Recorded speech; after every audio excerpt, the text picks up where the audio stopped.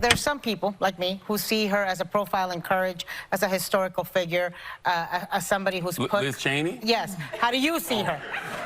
None of those things. I mean... Popular radio host Charlamagne the God was on The View, pushing back on some of the more ridiculous mainstream political talking points that are making the rounds on television.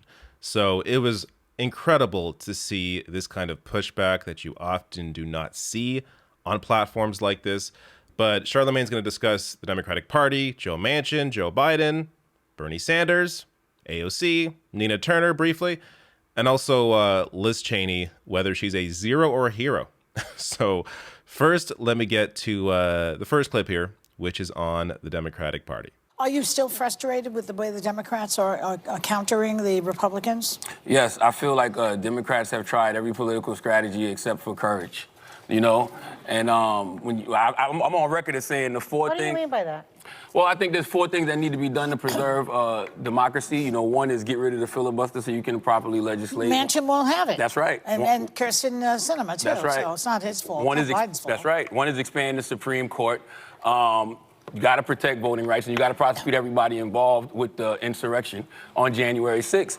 It takes courage to vote to get rid of the filibuster, but it also takes courage to call out people like Joe Manchin, to call out people like Kristen Sinema, and let us, the general public, know those are the people blocking progress in this party. You feel they're not doing that enough? Absolutely not. Like, I mean, you know, Bernie Sanders was one of the first, you know, high-profile people in that party to do it last week. You know, AOC has been doing it. People like Nina Turner have been doing it, but it's just like, that's what I was actually trying to get the vice president to do, to point us in the right direction.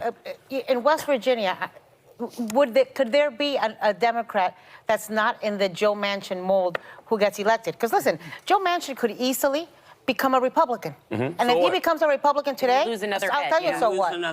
You don't lose another seat. You lose control of the Senate. That's You're not getting anything done now. So if he becomes a Republican, who cares? You got Ketanji Jackson Brown on the Supreme Court. That's the same thing. It's a numbers game, right? Even Ketanji Brown Jackson on the Supreme Court. Ketanji Brown Jackson on the Supreme Court. It's great to have her there, but it's still a numbers game. So it's still a 6-3 conservative majority. So I don't even want to put the pressure on that sister, because when things don't go right, they'll be pointing the blame at her when it's 6 other people taking back all of our rights on that Supreme Court. All right, so let's break down some of these points here. And I'll get to the Liz Cheney clip, which also is fantastic. But look, here... The reason why something like this resonates, why this clip resonates, is because it is rare to see people of the mainstream, Charlamagne the God is mainstream, someone like this pierce a mainstream bubble. So to have him on a show like The View that often, you know, occasionally does get things right, but oftentimes doesn't, is able to be on there and pierce the bubble around how weak the Democratic Party actually has been. And as I'll get to Liz Cheney as well, it's encouraging to see this sort of narrative actually get out there into a larger audience. You know, again, I said millions of viewers here. We're talking about a large viewership, largely, I would say, apolitical in the sense that they're sort of, I would assume, I could be wrong, but I would assume the majority of the mainstream audience here, you know, they just support the Democratic Party. They don't really know, you know, what the right strategy is, what the right thing to do is. And all they normally hear is that, oh, Biden's doing whatever he can, but, you know, it's Manchin and Sinema, they're in the way, which in some cases, in some way is partially true, but it doesn't get to the heart of the issue here, which is that Biden has power that he is simply not using, be it through executive orders, but also be it through the bully pulpit and the ability to put pressure on Manchin and Sinema to do anything, again, if they're the issue. Because, of course, the ongoing debate is if they weren't there, it'd be someone else in their place, like Chris Coons, who's also been, you know, a large recipient of corporate dollars and is largely in line with the Joe Manchin agenda, but is now kind of sitting back as Joe Manchin takes over the spotlight and is blocking everything. But that's one example. So, you know, it's the point being here, if Manchin and Sinema are the problem, especially Manchin, then there is a lot that can be done to address that. And a few points here, and I'm going to make one point that I have not made in the past that is worth making now that we are getting closer to it. But first, in terms of, I mentioned this before. So Manchin's daughter, of course, is a major part of the EpiPen scandal, where they jacked up prices on EpiPens. And Manchin, of course, received campaign cash from his daughter's company through that whole scandal. Like, to have someone like this be a major player, and you're not even willing to put any pressure here in terms of what maybe should be done about his daughter, what maybe should be investigated in terms of these campaign contributions, not willing to go there at all. It shows an unwillingness to actually fight for your agenda on the part of Biden. Again, if he actually cared and if Manchin's the actual issue here.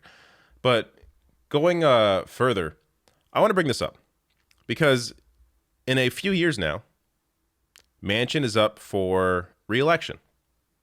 He can be primaried in 2024. So Anna Navarro brings up there, how Joe Manchin could easily become a Republican if you pressure him too much, which fine. And first of all, to Charlamagne's point, what's the difference really, except for confirming judges, is the only real difference. And yes, that's an important piece, but still, we have to be aware of what the minor differences are here. But in terms of pressuring him, if you want to put real pressure on Manchin, the Democratic Party should, at least privately, in the meantime, while attempting to put pressure on Manchin, be challenging him or be threatening a challenge in terms of the party supporting a different candidate. So, it doesn't have to be Richard Ojeda, but this is the kind of person that I would think would be able to be successful, and I'll show you why in West Virginia. So, Richard Ojeda, this is back in 2018 from Politico, was once called he's JFK with tattoos and a bench press. So paratrooper Richard Ojeda is redefining what it means to be a Democrat in a deeply red state. This is somebody who is pro-working class, is progressive on most issues, but understands how to actually fight. So if you go back and search Richard Ojeda's name on my channel on YouTube, you'll find my old videos about him, some of his old ads, which are incredible when he was in a race back in 2018. But in that race, so he did lose, but lost by 12 points, which in many cases would seem like a blowout. But he closed a 31-point gap. So Trump had won that district by 49 points, and he only lost it by 12. This was the widest gap in the entire country that was closed. So no other candidate, winning or losing, closed a gap as large as Ojeda did in this district because of the campaign that he ran. Someone that was not even taking corporate cash, didn't have a lot of money in this race to help him out, and still closed this gap because of the way he fought in that race. So if you have someone like this to challenge a Joe Manchin, then who cares if he threatens to leave the party? Who cares if he becomes a Republican? When you have someone that can actually win and be a vote for your side. But that's, in a few years, that threat may not hold any weight right now, but ultimately, I think it would. If Manchin understands that his days are numbered, that if he doesn't actually do anything to help the agenda forward, and again, we have to go back, is Manchin really the problem here? Is the party the issue, and would it be somebody else? But regardless, have this as a potential strategy to try and move Manchin. Now, also, to give you an example of someone else, so Charlamagne the God brought up Bernie Sanders, AOC, Nina Turner, have all called out Joe Manchin, and it's good to have those names dropped, again, on a mainstream place like this. But this came out today. So federal agency staffers tell Biden to play hardball with Manchin on climate. So this is another potential way to pressure Manchin. And this is in terms of climate, but this could work, on any issue. So in a letter first reported by The Lever on Monday, 165 staffers from federal health and environmental agencies and nearly 80 congressional offices urged Biden and Senate Majority Leader Chuck Schumer to strip Senator Manchin of his chairmanship of the Senate Energy and Natural Resources Committee, shut down the Mountain Valley Pipeline Project, eliminate the use of mountaintop removal and coal burning, and establish stringent water and air pollution standards. So, again, another example of other people within Washington using their power to try and put pressure on Manchin and, Biden in this case. But it's so ridiculous to have Manchin as the chair of the Senate Energy and Natural Resources Committee when he has personal wealth tied up in the coal industry. Not just corporate donations, but he has a coal company. Yet he chairs the Senate Energy Committee. Yet all of this, of course, none of this mentioned by those in power in the party, none of this brought up because they know the whole thing is corrupt. And I think part of the issue is they're afraid if they call out Manchin's corruption, then Manchin's going to come back and call it their corruption. And, you know, that's always going to be an issue as long as you maintain those sorts of corrupt policies or connections in terms of how you fund the party. But now let's get to the second clip here, which is on Liz Cheney. And is she a hero or a zero? We were talking about politics, and we were talking about Liz Cheney. And there's some people, like me, who see her as a profile in courage, as a historical figure, as somebody who's put... Liz Cheney? Yes. How do you see her? None of those things. I mean, I mean, that's a broad question. How do I see her? Like, Yeah, because some people see her as a hero in today's politics. No. Some people see her as a zero. Well, she's standing up to people who say that the bar was election set pretty low. Yeah, I mean, she was stolen. Yeah, but she was complicit for 4 years. I mean, when you ride with Donald Trump on damn near everything for 4 years, I don't think you can be considered a hero. Not to mention, after January 6th, she voted against the John Lewis voting rights bill. So you can't tell me that you're standing up for democracy when you won't even vote to preserve the cornerstone of democracy, which is voting. So, Yeah. Okay, then. she's not a hero. So, Amazing. Amazing. And the reason why this is amazing is not because this is like a point that no one's made. No, this point is made again and again by people on the internet, but that this point is made on a mainstream show like The View that largely, for the most part, with, I think Sonny Hostin has come out to criticize Cheney, but for the most part has been maintaining this idea that Liz Cheney is this hero because she has stood up to Donald Trump. Now, look, yes, let's be fair. Not yes to the hero part, but let's be fair to, yes, she is acknowledging that Trump lost the election. Is that where the bar is right now in terms of who is worthy of respect? If you acknowledge that Trump lost the election, then you're some kind of hero? That's insane. Especially because of who Liz Cheney is and what her record is, not just in the past, but in terms of with Donald Trump. So before I get there, I just want to share this comment that I got last week or 2 days ago on a video where I criticized Liz Cheney. So this person responded, Scott B here said, "Hey David, not going to be watching one more video of yours until you apologize for calling Liz Cheney a horrible person. I normally look at the candidate's character before voting for them, and I will tell you this. I would vote for Liz in a heartbeat over anyone else on that committee and most everyone else out there in the field of candidates today. Done with the BS left versus right crap." Which, that last point makes no sense considering I am criticizing Liz Cheney despite her being in support of getting rid of Trump. But anyways, this is unfortunately how a lot of people have been brainwashed into thinking that Liz Cheney is some hero because she is standing up against Donald Trump. First, understand that this is a political strategy that I think ultimately will pay off for her. So you have a situation here where either she can come out with the rest of the party and, avoid the question, not be a part of this committee, try and claim that, yeah, maybe Trump did win the election. Or she can make a political calculation, considering her age, so she has a lot of time left to, be a lawmaker, and think, hey, the party likely isn't going to be this way about Trump forever. She's going to make the calculation now that this is the right side to be on, and that history will be kind to her based on this one decision alone, and that they'll forget everything else about history, but that she will be able to come back in maybe 5 years, 10 years, and potentially lead the party because she stood strong in this moment against Donald Trump. That's the calculation she is making.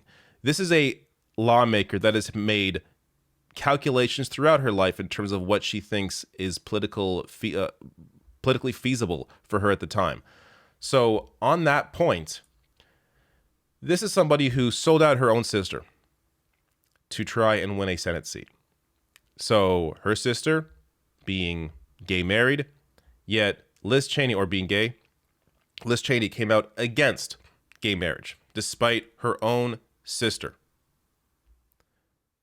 So obviously a heavy political calculation here, but this shows you the kind of character or lack thereof that Liz Cheney has. Another example, you don't have to go back, 10 years. You can go back to just the last term with Trump. Liz Cheney's Trump score. She voted with Trump 92.9% of the time. Does this sound like a moderate to you? Does this sound like somebody standing up against the crazy right-wing Trump? No.